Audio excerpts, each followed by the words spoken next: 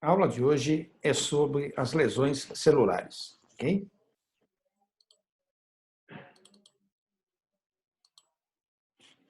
Lesão celular. Toda vez que uma célula sofre uma determinada agressão por um certo agente etiológico, não interessa a natureza desse agente etiológico, nós temos uma lesão se instalada, uma alteração na célula. Essa agressão pode ser por um estresse de algo fisiológico natural, mas que requer uma demanda maior. Você anda, você corre, mas se você andar muito, se você correr muito, isso pode demandar eventualmente um estresse acentuado. Ou estímulos patológicos, agressões patológicas de natureza física, química ou biológica. Nós temos que, a partir dessas agressões, eu tenho um tipo de reação da célula, que é as adaptações celulares. A célula tenta se adaptar a essa nova situação nas suas funções fisiológicas e na sua morfologia, muitas vezes. Ela tenta adaptar a sua forma para essa determinada nova demanda. Quando se ultrapassa esses limites da adaptação, ela não consegue se adaptar mais, o que acontece? Ela entra em lesão celular. Lesão celular eu tenho dois tipos, reversível e irreversível. Se eu retirar o agente etiológico, esta célula volta à sua normalidade. Porém, quando ultrapassa os seus limites, tá certo? E quando já não consegue ter nenhum tipo de funcionamento razoável, as suas funções metabólicas param, são cessadas. A célula entra em morte celular ou lesão celular irreversível. A partir do momento que eu tenho um equilíbrio na constância de todas as células de um determinado tecido, de um órgão, eu estou nesse equilíbrio no estado de homeostasia, ok? Toda vez que eu tenho uma agressão, que mudanças do meio externo, evidentemente, ocorrem, a célula pode se adaptar. A célula pode sofrer uma lesão reversível e voltar ao seu normal se retirar do agente causador. Ou pode ter a parada de suas funções, entrando em morte celular, lesão celular irreversível. Não volta mais ao seu estado normal, ser removido o agente etiológico. Ok? As adaptações celulares podem ser de alguns tipos. Eu tenho um tipo de adaptação celular em que a célula altera o seu tamanho, para menos ou para mais. Eu tenho uma alteração celular denominada de hipotrofia, ou como é mais comumente chamada, hipertrofia. Ok? Ela altera o tamanho da célula. A célula fica maior, hipertrofiada, ou fica menor, atrofiada. Hipo é menos. Não é uma terminação muito usada esse termo hipotrofia. Pode alterar o seu número de células. Esse número de células pode diminuir, o número de organelas ficar menor. Eu chamo isso de hipoplasia. Veja, hipoplasia diminui o número de células. Hipotrofia diminui o tamanho de células. Essas duas situações, onde eu tenho diminuição do tamanho e ou diminuição do número de células, são conhecidas como atrofia. Não interessa se diminuiu o tamanho ou o número de células, atrofiou. Quando aumenta o tamanho da célula, hipertrofia. Quando aumenta num tecido, no órgão, o número de células, eu chamo de hiperplasia. Ok? Posso ter também uma alteração na diferenciação celular. Essas células vão se tornar diferentes, vão se modificar na sua formologia e muitas vezes na sua função. Isso eu chamo de metaplasia, quando altera o tipo celular, ou de displasia, quando altera o tamanho, a forma e a função dessas células. Displasia, ok? A lesão celular por um agente etiológico tem como causas, basicamente, a falta de oxigênio, que eu chamo de hipóxia. A causa mais comum de hipóxia, falta de oxigênio, hipo é menos, é por diminuição da circulação sanguínea em determinada região do tecido ou do órgão. portanto, não vai sangue para aquela região, para aquele tecido, não vai oxigênio para as suas células. Então, essa diminuição do fluxo sanguíneo eu chamo de isquemia. Isso é um tópico que a gente vai ver num próximo módulo, chamado de distúrbios hemodinâmicos. Essa diminuição da circulação sanguínea e a consequente diminuição da oferta de oxigênio é por obstrução de um vaso sanguíneo. Ou seja, obstruindo um vaso sanguíneo, eu tenho uma diminuição da passagem de sangue, uma diminuição do oxigênio que será distribuído. Ora, o que acontece? O transporte e a distribuição de oxigênio menor. Que agentes podem causar esse tipo de ação na célula? Um trauma físico, evidentemente. Um trauma físico demanda uma menor oxigenação.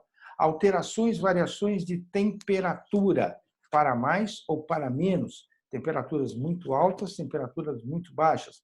Muito altas, vasodilatação. O sangue flui menos. Temperaturas muito baixas, vasoconstrição. Passa menos sangue, ele não consegue ter a fluidez necessária. As radiações causam danos nos vasos sanguíneos e, em consequência, no fluxo sanguíneo e na distribuição de oxigênio. Agentes químicos também causam danos nas células e impedem a distribuição, a captação de oxigênio por essas células, como o sal, como o excesso de glicose, tá certo? Como o próprio oxigênio, como a gente vê no esquema aqui do lado, determinadas reações, determinadas circunstâncias provocam a formação dos chamados radicais livres, que são moléculas de oxigênio, ok? Que vão, na verdade, fazer mal à célula, vão ser nocivas às células. São os radicais livres de oxigênio. As drogas lícitas, como o álcool, e as ilícitas, também são deletérias à célula, acabam causando um dano, e esse dano tem por base, na verdade, a falta de oxigênio. Os mecanismos que ocorrem a lesão celular propriamente dita, na verdade, atingem 4 sistemas da célula, que são os sistemas mais vulneráveis. Ou seja, o primeiro deles, a manutenção da membrana celular, ou seja, a permeabilidade seletiva que a membrana citoplasmática possui. Ela regula o que entra e o que sai. Ora, este sistema fica prejudicado pela alteração da bomba de sódio e potássio. A produção de ATP, de energia para a célula funcionar, fica também prejudicada quando de uma lesão. Então, a respiração, produção de ATP, formação de oxigênio intracelular fica diminuída.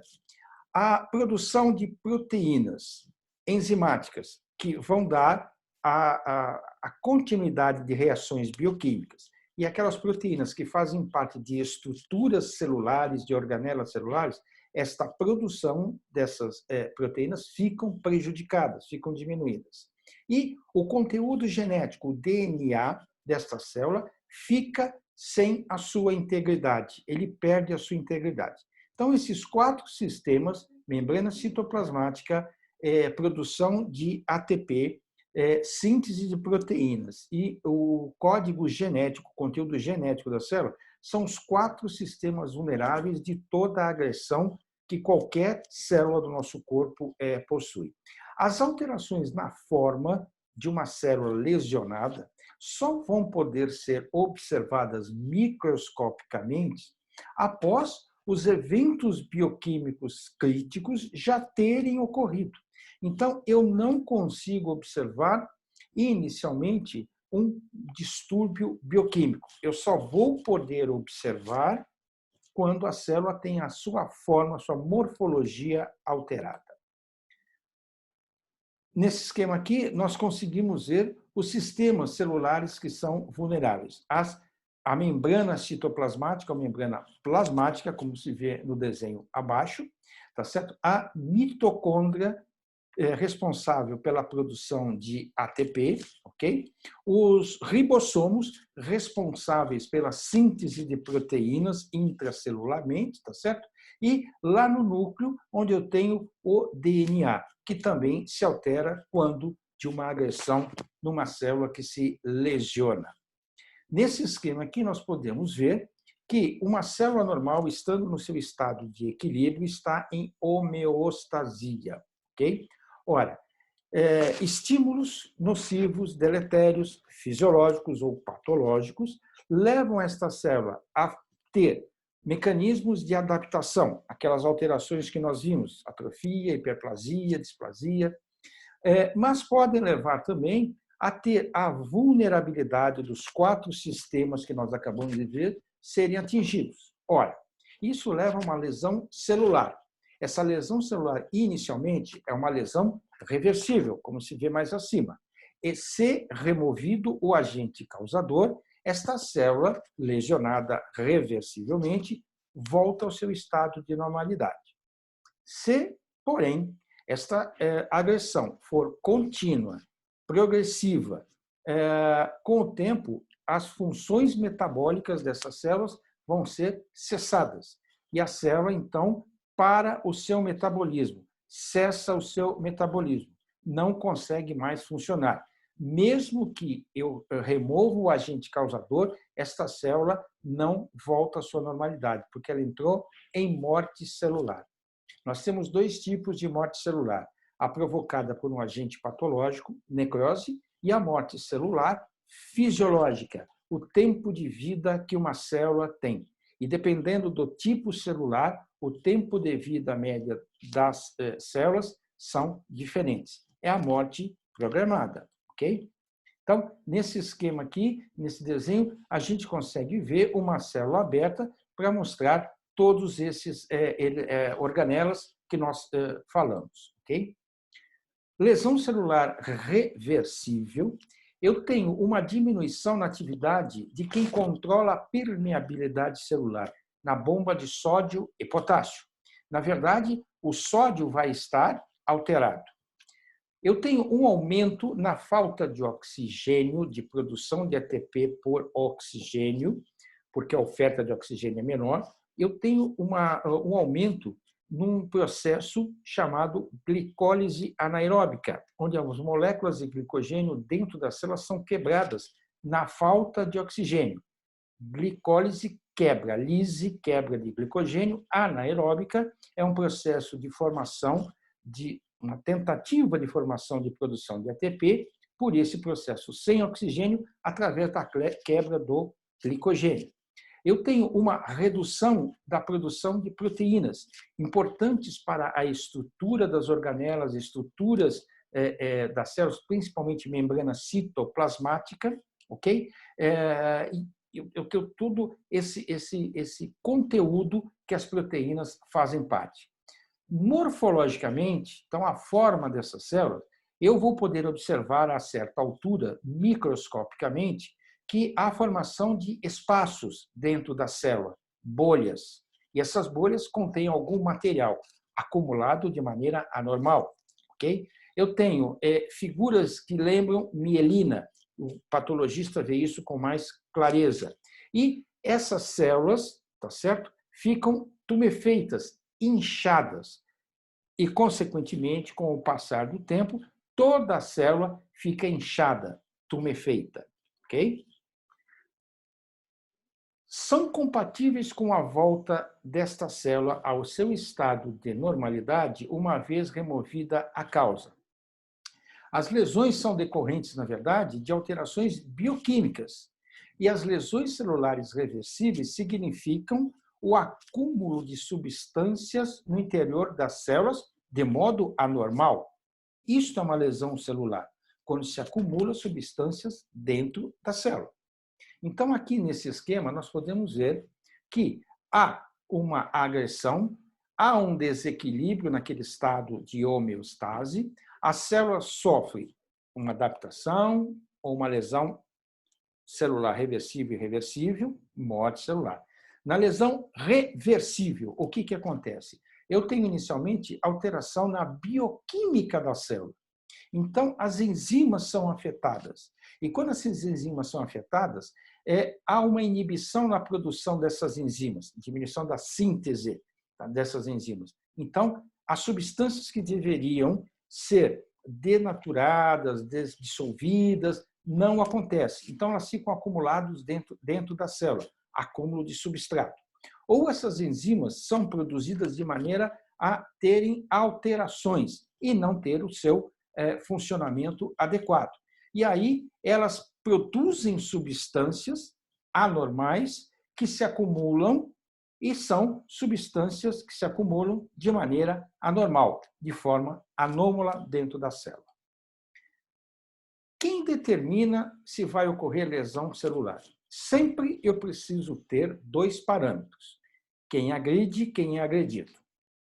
Quem agride é o agente etiológico, o agente agressor. Quem é agredido, a célula, é o hospedeiro.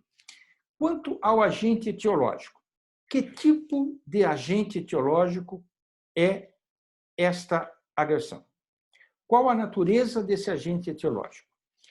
Quanto tempo e com qual intensidade essa agressão está ocorrendo? A célula lesada, a célula agredida, qual é o tipo celular? Dependendo do tipo de célula, eu tenho diferentes respostas das células.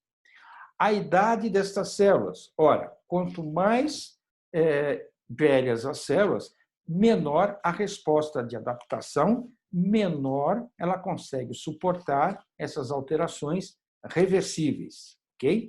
E qual o seu poder de adaptabilidade? Ela consegue se adaptar? Ela consegue suportar? Todos esses fatores levam a determinar se uma célula vai ser agredida, se ela vai responder de maneira reversível ou irreversível. Aqui é um esquema que traduz bem o que acontece com a célula. Então, eu tenho uma injúria, tá certo? Alterações na bioquímica vão ocorrendo e acontece dentro do interior da célula vacúolos. Esses vacúolos são espaços onde substâncias de maneira anômala são preenchidas. Isto é anormal. Este é o processo de lesão celular. Um dos mecanismos importantes que vão alterar todo esse processo de lesão celular é a regulação da permeabilidade da membrana citoplasmática, a bomba de sódio e potássio.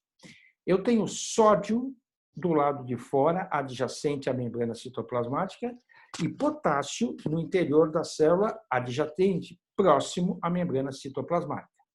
Como são cargas positivas, sódio e potássio se repelem. Só que, quando há uma lesão celular, quando há uma alteração na bioquímica celular, o que acontece? Junto com o sódio lá fora, eu tenho várias moléculas agregadas ao sódio de cloro. Ok? Ora, quando eu tenho esta situação de desequilíbrio da integridade celular, numa lesão celular, as moléculas de sódio e cloro se unem e formam cloreto de sódio. Ora, o que acontece? O cloreto de sódio, de maneira anormal agora, penetra dentro do interior da célula. Ora, cloreto de sódio. Cloreto de sódio é sal. Toda vez que nós ingerimos um alimento salgado, nos dá sede. Cloreto de sódio é sempre acompanhado da água. Então, puxa a água do meio externo para o interior da célula. Então, começa a entrar cloreto de sódio e água. Então, começa a acumular água dentro da célula. Se um dos mecanismos básicos para todo tipo de lesão celular, né, é a hipóxia, falta de oxigênio, um dos mecanismos, uma das consequências que ocorrem com todo tipo de lesão celular é o acúmulo de água no seu interior.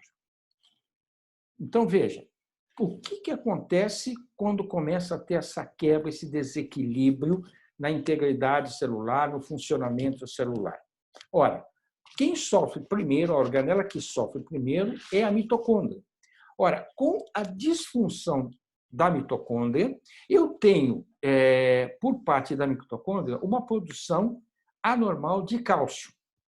Eu tenho, pelo agente agressor e pela ruptura da membrana citoplasmática, pela sua camada de fosfolipídio, eu tenho também o cálcio que está nessa camada citoplasmática, na membrana citoplasmática, o cálcio invadindo a célula.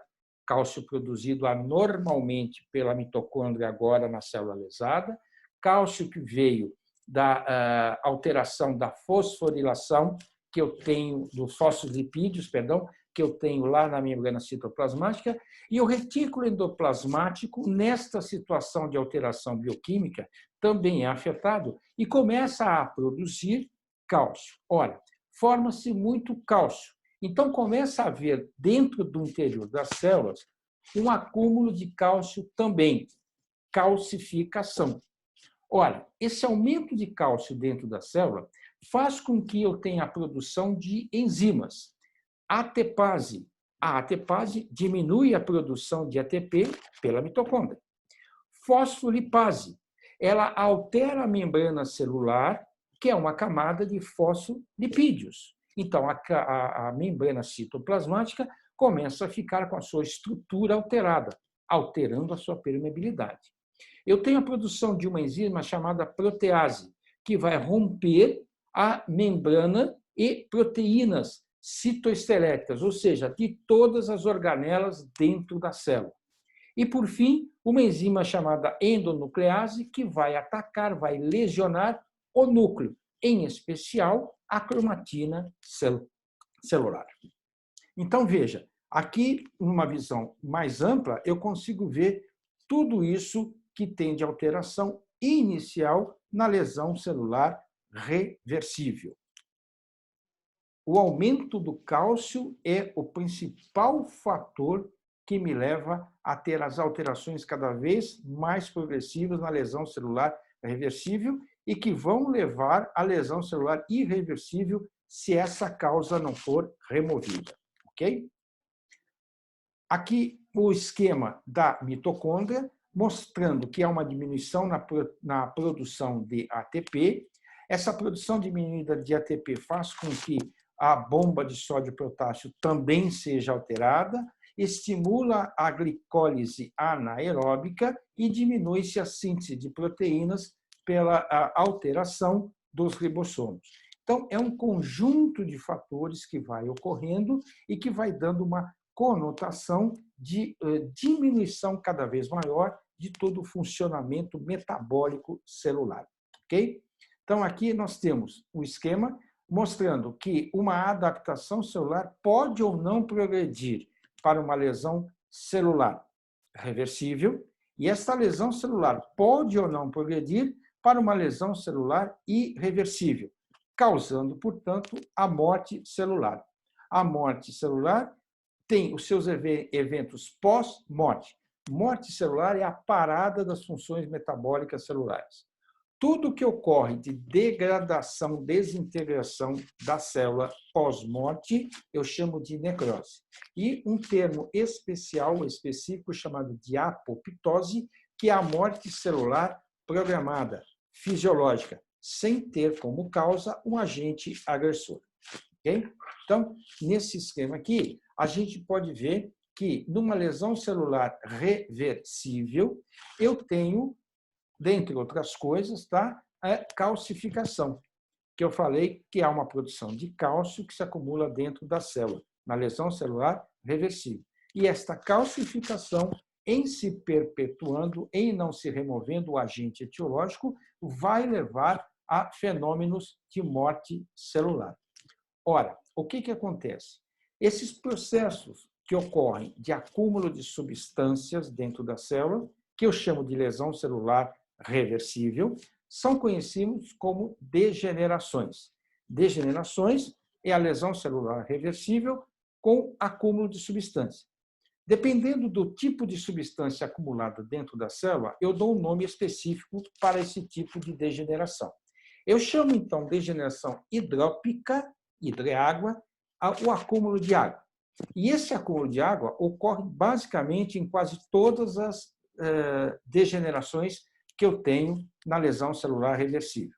O acúmulo de gordura eu chamo de degeneração gordurosa, degeneração hialina, proteína, degeneração mucoide, quando é uma substância mucoide, tá certo? E degeneração glicogênica, quando há um acúmulo de glicogênio de maneira normal dentro da célula, ok?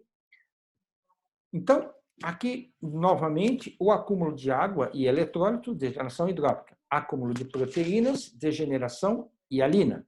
Acúmulo de lipídios, gordura, degeneração gordurosa, ou, como é mais comumente chamada, esteatose. E o acúmulo de carboidrato, que eu chamo de glicogenose, ou degeneração glicogênica. Ok? Uma lesão celular reversível, eu tenho acúmulo de água no seu interior. E isso ocorre com a maioria das degenerações. Ora, esse acúmulo de água no interior da célula eu chamo de tumefação celular. A célula fica inchada, fica tumefeita.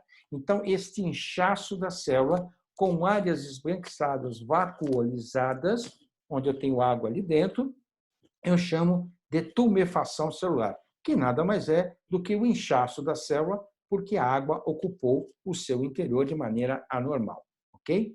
Então, a degeneração hidrópica, ela tem outros nomes, é conhecida por outros nomes, como inchação turva, tumefação turva, porque dá ao microscópio uma imagem turva dessa área que está sendo observada com acúmulo de água. Degeneração vacuolar, porque tem vacúolos esbranquiçados que os corantes não coram, ou seja, não há nenhuma substância específica, como proteína, gordura. Há água. Então, degeneração vacuolar. E edema celular. Este edema significa o inchaço da célula. Eu, particularmente, não gosto desse termo, porque pode ser feita a confusão com o termo mais usualmente usado, que é o acúmulo de água no meio extracelular, que é o edema, que a gente vai ver nos distúrbios hemodinâmicos. Então, eu deixaria reservado esse tema edema celular, eu restringiria, eu não usaria esse termo, ok? Se caracteriza a degeneração hidrópica pelo acúmulo de água no microscópio. Aqui eu tenho, esquematicamente, de novo, a alteração da bomba de sódio e potássio. E eu falei que entra água dentro do interior da célula. Como é que entra água? Porque há um aumento da pressão osmótica dentro da célula. Essa pressão osmótica puxa, na verdade, cloreto de sódio e água, ok? Então a água vai entrando, ela é puxada. Como é que ela entra? Do nada? Não, ela entra por diferença de pressões que eu vou ter agora, porque é um desequilíbrio. Então vai puxar mais água, mais elementos de fora da célula para dentro da célula, ok? Então aqui são slides que a gente vê, por exemplo, no nosso caso, na odontologia, uma polpa dentária normal, com suas células vistas de maneira ao microscópio comum. Okay? Quando eu tenho uma degeneração hidrópica, eu tenho esses vacúolos. E esses vacúolos aqui significam acúmulo de água. Mas como é que eu sei que é água? Porque os corantes usados específicos para gordura, para glicogênio, para proteína, não coraram de maneira efetiva essas outras lâminas. Ora, se não corou, é porque eu tenho algo que não é uma substância que cora com esses corantes específicos. Então, é água. Degeneração hidrópica da polpa dentária. Então, ocorre sim. Isto é uma lesão reversível, quando a cárie está chegando perto da polpa dental, ok? A lesão é reversível, ok? Aqui, uma visão sobre um outro aumento desses inúmeros vacúolos dentro da polpa dental. Isso tudo é água, lesão reversível. Se eu tirar a cárie, o agente causador, por exemplo, esta polpa volta ao seu estado de normalidade. Ok? Então, a morfologia da célula e do tecido. Na tumefação celular, o que acontece? É o resultado da falência, da anormalidade da bomba de sódio e potássio e acúmulo de água dentro do seu interior. A degeneração gordurosa, o acúmulo de gordura, por exemplo, se dá também quando eu tenho uma hipóxia, tá certo? Onde eu tenho uma lesão metabólica e tem vacúolos cheios de gordura. Como é que eu sei que é gordura? Porque usa-se um corante específico para gordura. E aí tem uma coloração específica, então o patologista sabe que aquele vacúolo é preenchido por gordura, esteatose. Okay? Aqui, como curiosidade, há o aspecto microscópico e macroscópico de um fígado normal e de um fígado que eu tenho acúmulo de gordura no seu interior. A esteatose é uma ocorrência comum, não normal, comum, acúmulo de gordura no fígado. É muito comum. Esteatose hepática é muito comum. É normal? Não, normal não é. É patologia. Altera a função do fígado? Sim, altera a função do fígado. Okay? Então, vejam como fica a forma do órgão fígado. Vejam como fica microscopicamente a disposição das células. Cheias de vacúolos, vacúolos estes preenchidos por gordura. Aqui, uma visão de um fígado que teve um corte, tá certo? Um corte sagital, perfeito? Em que a gente vê que é um fígado gorduroso, que é o termo que se usa em medicina. Esteatose hepática, ok? Aqui eu estou vendo hepatócitos normais. Então, a visão que eu tenho microscopicamente falando dos hepatócitos de forma normal é essa daqui. Ora, quando eu tenho uma esteatose hepática, eu tenho essas áreas que as setas estão mostrando, preta, vermelha e azul, de gordura, ok? E na seta verde eu tenho um vacúolo grande, tá certo? Que na verdade é água. Então o que eu falei para vocês? Que tudo que tem de lesão celular reversível, eu vou ter o acúmulo de água e eventualmente outras substâncias se acumulando. Perfeito? Como consequência da lesão celular reversível. Na tumefação celular, aí está o termo edema celular colocado de maneira que, para lembrar que eu não gosto desse termo, mas é usado. É a incapacidade que a célula tem de manter o seu equilíbrio entre sódio e potássio.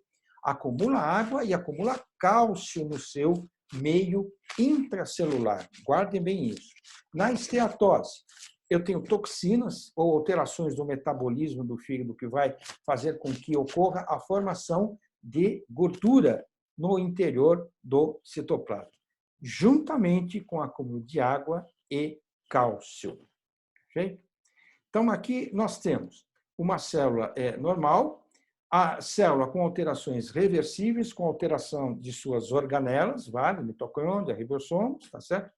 E alterações irreversíveis, onde eu tenho principalmente a morte celular parada das funções metabólicas. Eu não vejo isso microscopicamente. O metabolismo celular, eu não vejo. Mas eu vejo o que acontece no pós-morte, ok? Que é a ruptura de lisossomos que vão provocar alterações aonde? No núcleo, formando, dando a possibilidade de formar 3 alterações no núcleo: picnose, cariólise ou cariorreia. O núcleo fica menor, ou o núcleo fica fragmentado, ou o núcleo se desintegra totalmente, eu não vejo o núcleo. São essas 3 alterações que a gente vê. E isto é o assunto para a próxima aula, ok? Perfeito?